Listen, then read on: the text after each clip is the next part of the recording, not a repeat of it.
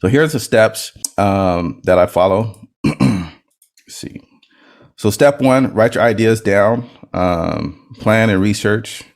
And I do route planning. So if you're going out in your city and you're giving a city tour, I usually hit 3, 4, 5 locations. So the first thing I do is, I write my ideas down. I come up with a plan for how I'm going to, the type of video I want to create. And I promise you, it doesn't always go exactly how I plan it, but the plan gives me a baseline. A lot of times after I'm done shooting the video, I've grabbed content and the plan, what I plan to do, it changes. I don't use all the shots in my editing process. And I also route planning. I use, this is important. I mean, I don't know what you guys might use, but because we're all busy people, we don't have time to just drive around aimlessly. I use actually MapQuest, old little service, but if you go into MapQuest, you can plug in a bunch of locations and rearrange it according to how you want to hit that. So, write your plans down, research. It just gives you a good way to think through your videos and plan through them.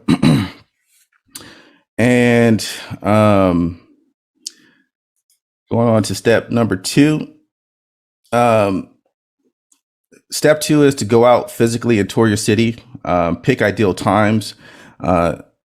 There's a couple times I've gone out and school was getting out. Just the screen. Is that for me? No. Okay, just making sure. So go out and physically shoot.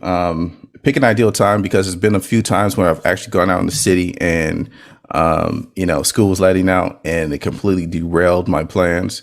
So, keep that in mind. Try to get out there when school's probably in and before school gets out and people get out of work, if it's possible. We're realtors, so we're 9 to 5. We can hopefully plan to get out there in the city, at a decent time. Also, it makes it easier if you're standing outside talking to the camera. I know for me, I can do it when people are looking at me, but sometimes it still makes me uncomfortable. So, so a lot of times I find myself picking a location where I can be free and clear to, express myself the way I need to capture the video. And again, your scripting portion of the video, I want to make sure I make this clear. Usually the scripting portion of the video is done after this step. Okay. So you come back after you go out and tour the city, then you come back home and then you script your video.